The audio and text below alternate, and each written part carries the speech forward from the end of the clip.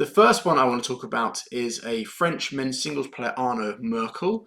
Now, Arnaud Merkle reached the semi-finals here at the Arctic Open. He had an absolutely fantastic run, beating players like Kenta Nishimoto and Jason Te. And I thought he had an absolutely fantastic week. This was his first semi-final of a Super 500, so you could definitely deem it as a breakthrough. And I think obviously for him it's going to be a huge confidence boost. And I think obviously for France, for French badminton, it's yet another men's singles player that is capable of beating the world's best and getting to the latter stages of these big tournaments. Obviously you have the Popper brothers, Christo and Thomas Jr. Obviously you have Alex Lanier and then Arnaud Merkle. And Arnaud Merkle has been there the whole time. I actually can't remember off the top of my head how old he is, but I think he sits in between Christo and Alex. So I think he's in his early 20s. I should have checked that, but that's one thing I actually don't have in my notes here. But that aside, obviously he's been having a really good time as late, actually, Arnaud. This is quite a follow-on because last week, or it's possibly the week before, but very recently, he won the Dutch Open. I think also, and he played in a tournament in Indonesia or Vietnam recently as well, and he reached the final there. So he's been having a really good time. So this is just a continuation. I know the French setup is really, really good. And obviously, once you get a few people having lots of success, it tends to bleed into the others. And obviously, Arnaud is a product of that. Now, in terms of his playing style and all that kind of stuff, he's got lovely, nice, smooth footwork, particularly for a European player. He actually reminds me, there's some real, I wouldn't be surprised if one of his favourite players growing up, or someone he's taking great inspiration from, is Jan Jorgensen, the Danish player, former world #2, former world bronze medalist, All England finalist, European champion, an absolutely fantastic all-round player, and actually someone who is pretty much, we're exactly the same age. But there's some definite signs that the way that Arnaud constructs some of his rallies, certain situations, I can't think, I'm not going to kind of name everyone's because then I'd be listing shots, but when I watch it, there's certain setups that he does which remind me of massively of Jan Jorgensen. I remember seeing Arnaud when he was very young, when his technique was a little bit more, I don't know how to quite put this, but less rigid and structured, because sometimes players as they get older, they tend to chip away at their technique, make it shorter, make it more refined, make it more compact, especially in singles because you need that. But when he was younger, it was a little bit more free and flowing. He looked even more to me like Jan Jorgensen, who had a very kind of natural style about him. But it's the way that, one big one, if I could probably show it on the screen, is actually when he comes back from a lift into defense. He kind of lifts, he does the little cross step, and then he kind of does this like little jump like this. And it's, honest to God, it's like Jan Jorgensen is playing. So I would not be surprised if Arnaud Merkle, one of his favourite players growing up, or someone that he definitely watched a lot of, was Jan Jorgensen. It would make sense, as Jan was the top European player probably when Arnaud was probably a very young teenager, probably when he was first starting to take badminton seriously. Like I said, nice smooth footwork, good variation in attack. I like the fact that, like most players, if you want to be successful, you want to make that step up, you've got to be fearless. That's something that I remember growing up. Danish players always had an abundance. It didn't matter who they were playing. Maybe inside they were doubting whether they could win, but that never showed on the outside. And that, for me, that kind of spirit and that kind of approach always was a reason I always saw as to why they would tend to have more success. It's only one of many, and I see that in the French players. And Arnaud Merkle has that as well. So that's really good. That's going to put him in good stead if he wishes and if he wants to obviously make this step up more consistent. It's going to be hard for him. As again, with most European players, good in the mid-court and coming forward. Good ability and decisiveness from that area. But it does actually lead to an area which I think that he could possibly improve upon, because like I said, good attack, good variation, good skills, good footwork. And I think that he's very good at hitting from the mid-court and pushing up, but setting up through his forehand side. So he's very strong if he can get into the mid-court and follow from, say, an attack in the front on his forehand.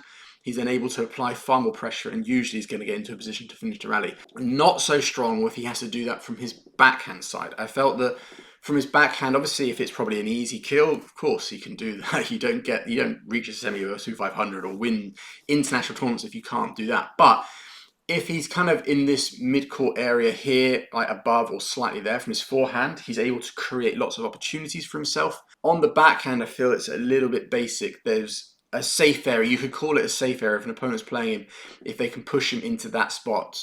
Of course, he can still play good shots. He can still maintain control in a rally. He can still not give away the initiative, but he's not able to apply, I think, personally, as much pressure from those situations. Whether it's a drive or whether it's a little bit of skill or deception, just to kind of throw his opponent off and create more chances to get more advantage in the rally. For me, he sets up really well and can push forward well on the forehand, but on his backhand side, I think that definitely could be something that he could develop. Another thing for Arnaud would be, and this is a balancing act, because it's something that can be good for you and can be a hindrance, and that's just the fiery competitiveness within him. I could see that he was kind of getting frustrated a lot of times, but again, understandable, because he's young, and B, obviously this was such a huge event and he wants to do so well that it can spill over. And for the most part, I saw him with that kind of like almost getting annoyed and angry at himself from round one, but he was obviously able to still win matches, so maybe it's not too much of a detriment. But again, it's something to keep mind of. Just because you're calm and composed on the outside doesn't mean that that makes you mentally stronger or better in that situation. You know, players can have outbursts all the time. Sometimes that can be healthy. I don't know Arnaud personally, so maybe it's something that helps him, but I just got the sense that he's teetering. It could spill over at certain times. So obviously he's competitive. He's a fiery player. You know, he wants to do well. It's just how well can he manage those emotions moving forward. But again, all in all, what a fantastic tournament for him. Again, I can't sit here and say, yes, we're going to see plenty more of Arnaud. I do think we will. I think he's a good player. It's going to be difficult for him to shine within the French team, because you've got 3 players above him that are not just really fantastic, but are having a great time as of late, or playing really well. You know, obviously with the Popper brothers and Alex Lanier. But I know obviously the Popper brothers train separately from the national team, but you've got Lanier, so Arnaud's got him. Obviously they've got great belief in Kęstutis Navickas, a Lithuanian guy who's the head coach, the men's singles coach. He's done really great things with Alex and obviously with Arnaud, and there's other ones, like there's an Enegot Roy. He's another really good talent from France, and I'm trying to think of some others off my head, but I know they're there. So I know France are in a very healthy position for their men's singles. They've got a really strong squad. And obviously what they do well is constantly I'm seeing other players come to their national setup to obviously add. And they're obviously more than willing to travel. You know, I've seen them in the Hong Kong setup, Singapore, Japan. They're willing to kind of go around to different setups, Denmark, and kind of learn and observe and all that kind of stuff. So for someone like Arnaud Merkle, he's in the perfect position. He's in a great setup. He has a coach that believes in him. He obviously believes in his coach. He's got other players around him that can lift him.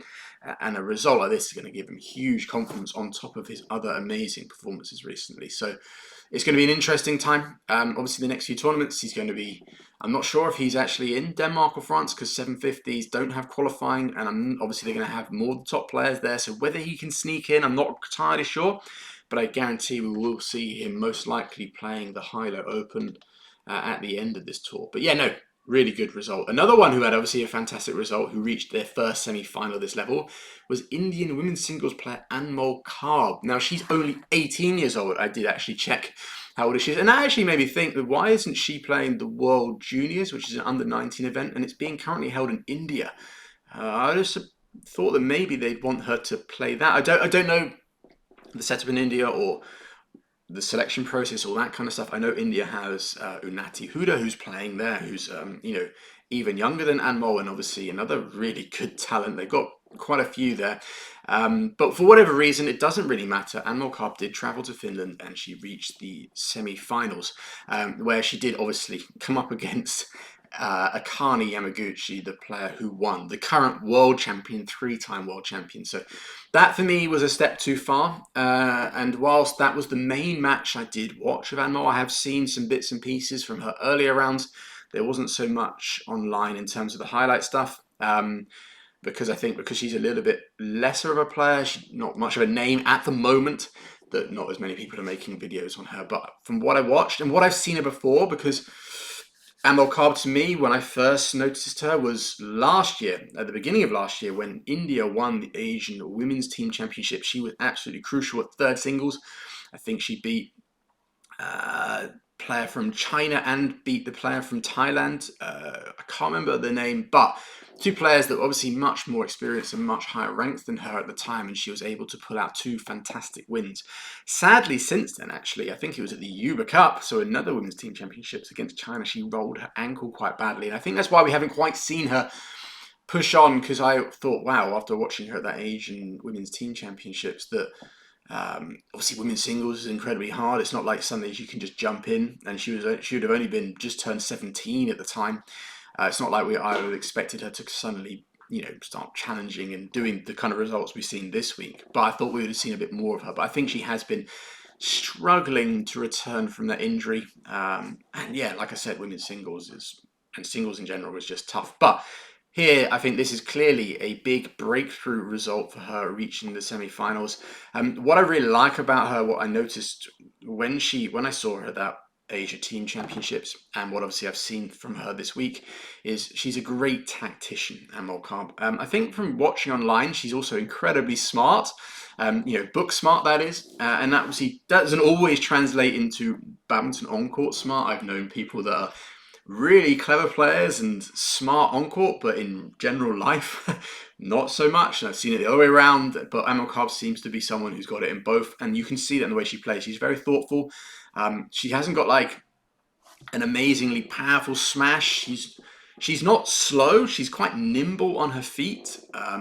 Although I do think that's something that she can improve. She's going to have to improve the physical side just to compete in women's singles, because to be the best in the world in women's singles is just, you have to be an amazing athlete, and she's not quite there, but she is only 18. Let's not forget that. But back to what she's good at. She hasn't got an amazing smash. She's got lovely drop shots and touch. I saw especially some forehand cross drops in her earlier rounds that were leaving her opponents completely stranded. Great touch, great net play, good deceptive skills. Not someone that you're like, holy hell, it's not like a Taiji Ying blows your mind, but she's got absolutely, she has got some really fantastic shots. And the main thing, like I said, she knows when to use them. She knows how to piece them together, which is quite crucial. You can get players that can have all the skill in the world, have trick shots and deceptions coming out of their rear end, but if you don't know how to put it together in a constructive way, it can kind of fall apart, especially if a player can just get them back. You end up becoming a bit lost. But what Anmol Kharb has well is she has those skills, but she knows how to piece them together. Whether we're going to see more of her, again, it's always a difficult question. There's sometimes some players that I see and I'm just like, they've got every attribute ticked, and you're just like, yes, we're definitely going to see more of those. I do think a big thing I always see in players, and I know this isn't the only way you can be good, but it's becoming more and more of a must, as you must be, especially in singles, a physical specimen. The way women's singles is evolving, it's becoming faster and quicker. It's looking more and more like men's singles of, say, 10, 15, 20 years ago. We're starting to see players jump smash. We're starting to see the game just generally getting so much faster and much more physical. That obviously, to be able to compete with that, you need to be able to have that. And that's something that Anmol was going to have to work on. She is only 18, so she's got room to grow. And I do think another thing is how... I know sometimes Indian athletes, I get on these videos, it happens, it's not just Indian, but I get almost every single video questions about India's women's singles future, or I even got a question about PV Sindhu, and she had withdrawn from these European legs. It's just India fans, I think, sometimes possibly expect too much. I think that's something that's not just, like I said, privy to Indian fans, but so as a result, although someone like Anmol Kharb won't get the attention of, say, if she was a Malaysian player or Indonesian player maybe, but she's still going to get a lot of attention on her. And so how does she handle that sort of situation? Because as she gets older, she's going to have great results like this, but then she's going to go through weeks where it's really hard to get results, especially as she's in that phase going from junior to senior. So it's going to be it's difficult to predict how she is. But like I said, for me, what makes a player stand out, or what makes you really go yes, is usually a physical thing, which I know is maybe a little bit short sighted. But for me, with Anmol, if she can improve her physicality, especially say in her defensive situations, because like I said, she's quite nimble on her feet, but not super sturdy and strong in defense. That I think obviously if she's going to come up against consistently against say top 10 players, a bit like when she played Yamaguchi, you could kind of see the difference. But can Anmol Kharb push on and in the next, I don't know, 4 or 5 years really make a name for herself? She's definitely got a lot of attributes that I think will help her. So if I again compare her to another Indian player, I think we should compare her a little more to Saina Nehwal, not PV Sindhu. She's a little bit of a blend of the two, but more towards Nehwal, because Nehwal wasn't physically an amazing player, especially as she got older, injury issues. But she was a great tactician, and she had great shots, and she had a great fighting spirit, and she played the game well. And I see Anmol Kharb as a modern day version of that. So yeah, interesting for me to see how she progresses.